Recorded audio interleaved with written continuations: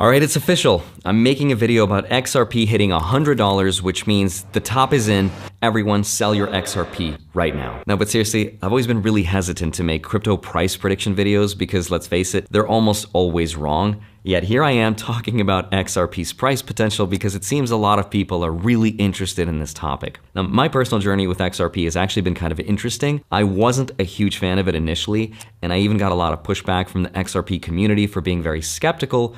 But as I studied it more, I started to see its potential for the views. Now, before I start, let me just get something out of the way and be fully transparent about the fact that I own 3,681 XRP, which I bought all the way back in 2017. And at today's prices, that's worth anywhere between $8,000 to $10,000, depending on the day. And I understand that for some people, that is a lot of money. And objectively, it is. But in the grand scheme of my investment portfolio, it represents a very small amount, something like 0.1%. It's very small, so I'm not at all shilling or going all in on XRP. That said, though, this video is going to be highly speculative. So please, please, please don't take this as financial advice because this is social media. Do your own research and only speculate what you can afford to lose. But in this video, I'm gonna break down what it would take for XRP to reach $100 a coin. I'm gonna look at some of the latest news and adoption trends and some of the big developments like Ripple's integration into SWIFT, the potential for ETFs, and how banks are gonna start to custody crypto and so much more. I'm gonna dive into the XRP ledger, real USD, and even touch on some political developments that could affect XRP's price. But I'm also not going to ignore the risks. I'm gonna talk about some of the criticisms and potential downsides because no investment is perfect without any flaws. So with that said, let's get into it. Hi, my name is Andre Jick. Hope you're doing well. Come for the finance and stay for XRP. So let me start with the latest news because there's a lot happening right now. First up, the SEC has removed its civil lawsuit against Ripple from its website. Now, that doesn't mean that the case is over, but it's a sign that legal pressure is easing. Now, I think the real headline, though, is halfway across the world, because according to a recent report from NASDAQ, 80% of Japanese banks are set to embrace XRP for global payments by this year in 2025. And Japan is one of the most technologically advanced and crypto-friendly countries in the world. And if this adoption happens, it's a huge signal for XRP's utility. Now, why this is such a big deal, though, is because Japan's banking system is huge. And if XRP becomes the go-to bridge currency for cross-border payments, it could see huge demands from the legacy banks. So this is not just speculation, this is actually a real step toward real-world adoption. So that's one major reason why I think the price has a lot of potential to grow. Another huge potential for growth, though, is exchange-traded funds. Some people call them indexes, and they track the theme of stuff. In the stock market, one of the most popular ones is VOO, which represents the top 500 companies in the US. Roman numeral VOO, top 500. And just recently, several major financial institutions have filed their own XRP ETFs, meaning rather than buying XRP directly, you'll be able to buy it through your favorite brokerage app. And with that, you get all the standard investor protections like you would with SIPC. And if approved, this could be huge. Think about what happened to Bitcoin's price after its ETF approval. The price went up because 401k and institutional money all flowed in. And the same thing happened with gold's price when the ETF was approved back in 2004. But I should also mention, though, that just because an ETF gets approved does not guarantee price growth. Look at Ethereum. Its price has not moved much since its ETF approval. So while an XRP ETF would be a big step, it's not necessarily a guarantee. But that's okay because there's another huge development, which is Ripple's integration into the SWIFT payment system. Now, for those who don't know, SWIFT is the backbone of the global banking system, handling over $150 trillion in transactions per year. Let me just give you some context for how big that number is, because I don't think it gets mentioned a lot.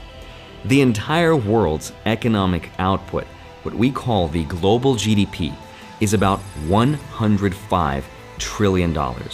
That means the payment market is 1.4 times bigger than everything every country produces in a year. That's how much money gets exchanged every year. And all the gold that has ever been mined in human history is worth about $12 trillion. So the global payments market is 12.5 times bigger than all the gold in the world. Even the US national debt, which is a ridiculous $36 trillion, is much smaller by comparison. You get the idea. This is why the global payment space is such a big deal for any crypto that competes in this space. The potential is there, but it's also going to take a lot of adoption and innovation to make it happen. Now, Ripple's integration isn't necessarily a replacement for Swift, but it's a step toward modernizing that system. And Ripple's on-demand liquidity, ODL, uses XRP as a bridge currency to make country-to-country payments faster and cheaper. And this is where things get really interesting. If XRP becomes a key player in the global payments market, its utility and demand could skyrocket because more banks and countries would want it. But it's also still very speculative, and we still need to see how it plays out. But we're going to see what happens as early as March 10th this year. This is a huge deal for XRP. Why? Because XRP is ISO 20022 compliant. Now, ISO 20022 is a global messaging standard for financial institutions. It's the language of the banks, and it's the backbone of the new financial system. In fact, it is mandated that all banks speak this language by March 10th this year. And XRP is one of a handful of cryptos that does. If XRP becomes integrated into this system, it could see massive adoption by banks and financial institutions. So even capturing a small fraction of a $150 trillion market could be huge. Now, this is still early days and adoption takes time. There's a lot of moving parts, but the potential is there, and it's one of the biggest reasons why XRP has so many believers. Now let's talk about the XRP ledger and RLUSD, or Real USD, Ripple's stablecoin. The XRPL is Ripple's blockchain that can handle over 1,500 transactions per second with fees as low as $0.0002 per transaction. Compare that to Ethereum, which can handle about 30 transactions a second, or Bitcoin, which handles about 7. XRPL also has a built-in decentralized exchange, which allows users to trade assets directly on the ledger. Now, some people speculate that this could tie in to Larry Fink's vision of the investment world of the future. I want the SEC to rapidly approve the tokenization of bonds and stocks. That will simplify things, make things easier, and it would save more money for more people. It would bring down the cost of ownership of stock and bonds. Those are the type of financial reforms we need. Believe it or not, Ripple actually tokenized the first money market fund on the XRPL. And this is a huge deal because it shows a proof of concept that it's possible to put assets that are worth trillions of dollars on the blockchain effectively. Now, this is a can of worms that could be its own separate video, but long story short, imagine some of your favorite stocks trading on the blockchain 24/7 all the time without market closes. That is all transparent, instant. That has a huge total addressable market, what's called TAM. It's worth hundreds of trillions of dollars. That's where BlackRock sees the future of finance going, and that's what Ripple is trying to be a part of. But another huge potential is SAB 121 and Real USD, which is Ripple's stablecoin. Stablecoins like Real USD are meant to stabilize value, and they're usually tied to the US dollar, and that makes them perfect for everyday transactions. That also makes them good for remittances and, of course, DeFi or CeFi applications. Now, by introducing Real USD, Ripple is adding an asset to the XRPL, which could attract more users, more developers, and more institutions. But why this really matters is, number one, because Real USD could work hand in hand with XRP in Ripple's on-demand liquidity product. Now, I know it's really complicated what I'm saying, but here's an example. Imagine there's a payment. It could start in Real USD for stability and then settle in XRP for speed and cost efficiency. And this dual currency approach could make Ripple's payment solution even more appealing over Swift. Remember that $150 trillion market. Now I know it's still a little complicated, so here's a really simple analogy. Imagine a train running on a set of tracks. Now the tracks themselves is the XRP ledger, and what's being transported, these little train cars, are real USD. That's the stablecoin. But in order for the cars to use the tracks, it has to burn XRP as a form of payment. But it's not just payments. Reason number 2 is because it goes hand in hand with the repeal of something called SAB 121, which is an accounting standard that has now changed starting this year. That means banks can now custody or hold your crypto and lend against it. And if real USD plays a part of that, it could also boost the ecosystem by providing the money or liquidity and stability needed for the banks to allow borrowing, lending, and trading. The more activity on XRPL means more demand for XRP to pay transaction fees, which could also drive up its value. The risk, though, is that if real USD, the stablecoin, becomes too dominant, it could overshadow XRP in some use cases. Especially if I'm a country and I just want to buy some oil, I want to send $1 billion, I don't necessarily want to use a volatile currency that could be worth a couple percentage points less by the time it arrives to the other side. So just keep that in mind, but I think the Ripple team probably has solutions like the dual currency example I just showed you. But there's even more interesting news. President Donald Trump is forming a crypto advisory council, and Ripple CEO Brad Garlinghouse is rumored to be one of the people that could be a part of this Jedi Council. Mr. President Trump has also signed an executive order for what's called a sovereign wealth fund. It's a very exciting event. We're going to have a sovereign wealth fund, which we've never had. I think in a short period of time, we'd have one of the biggest funds. Now, a sovereign wealth fund is essentially a state-owned investment portfolio that holds things like stocks, bonds, and potentially cryptocurrencies. Now, if XRP were included in such a fund, it would be a huge vote of confidence. Of course, that also means if XRP is included, chances are even higher that Bitcoin would probably be in this fund as well, and maybe even Ethereum. But now let me just tie everything together and let's get into some number theories.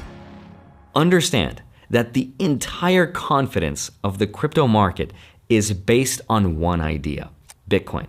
Without Bitcoin, whether we like it or not, the market would not exist to the degree that it does today. So let's look at this through the lens of Bitcoin. Because right now, Bitcoin's market dominance is about 60% of all crypto. That's a market cap of roughly $1.9 trillion. XRP's market cap is about 4.5% of that. So what does that mean? Let's fast forward to the year 2030. What does the future look like? A lot of analysts predict that by 2030, Bitcoin would probably be somewhere near $1 million a coin, with a market cap of around $20 trillion, give or take a couple trillion. Now, if XRP maintains that same 4.5% dominance, its price could go up to between $22 to $25 a coin, which is about 10 to 12x from today's prices. That's sort of like a baseline price prediction that's based purely on Bitcoin's success. But what would it actually take for XRP to reach $100 a coin? XRP's market cap would have to be about $5.7 trillion. That's actually pretty doable. That's triple Bitcoin's current market cap. It's possible, but it would take massive adoption, especially by financial institutions and countries. And if all the things I talked about in this video turn out to be more or less realities, then yes, it's possible. But there are also some risks that I want you to consider. At some point in the future, people will take some parts of this video out of context and be like, Andre's pumping XRP. So I think it's really important to pump the brakes and be sensible for just a minute, because as much as there is excitement for countries buying XRP and using it for their own sovereign wealth fund or reserves, remember that countries might prefer an asset that's not tied to any nation. And think about this for yourself. Imagine you're the leader of a country. You want to hold reserve assets, or you want your country to have its own sovereign wealth fund, a portfolio of stonks, right? If crypto is something that you want as a part of the strategy, would you want an asset that is somewhat centralized, in the sense that it has a CEO and is part of a company and is tied to a country you may not like? Or would you want something that is not tied to any countries, that's free from CEOs and free from the rules of a nation and its governing laws? And I think it's at least valid enough to consider. Also, XRP recently experienced a block halt where the ledger stopped processing transactions, and that emphasizes what I said about trust in the system, especially if it requires intervention to fix. But here's what I really want to leave you with, and I want to say this in every crypto price prediction video in the future. Just remember this quote because it's brilliant. I came up with it. At the edge of expectations, assumptions turn into belief. What that means is our expectation of what the price should do is based on our assumptions. And this was true of Bitcoin in 2009. There were people that said someday Bitcoin could be worth $100,000, maybe even millions. People called them crazy, but they weren't crazy. They just made assumptions of assumptions about assumptions of assumptions. And as Bitcoin got older, slowly those assumptions came true, one by one. And the price went from $1 to 10, 10 to 100, 100 to 1,000, 1,000 to 10, 10 to 20, 20 to 60, 60 to 100, and now we're here.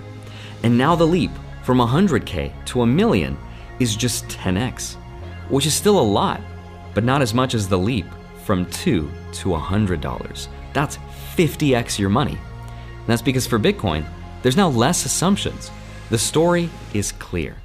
The less clear it is, the more assumptions we have to make, and the more we can assume the price would go up. And that's where XRP is still today.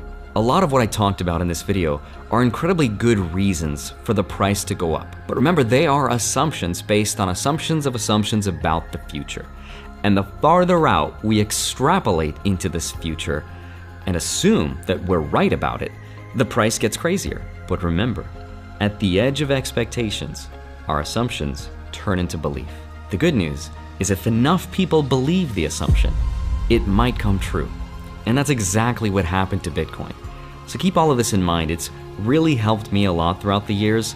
So if you're going to invest in XRP, do it as part of a diversified portfolio and only with money you can assume to lose. I hope I've made it very clear that this is all highly speculative, but there is also a lot of potential. And if you like my style of teaching, I put together a step-by-step, beginner-friendly guide on how to protect your XRP and your Bitcoin and put them on the blockchain. Now, it's fundamentally the same process between the two. I use Bitcoin as the example, but I can also add XRP. It's over 4 hours long. I think you'll get a ton of value, but as a thank you for making it this far into this very boring YouTube video, you can use coupon code Andre40 to get an additional 40% off at checkout. You can go to stan.store/Andre. I'd love to see you back here next week. I'll see you soon. Bye-bye.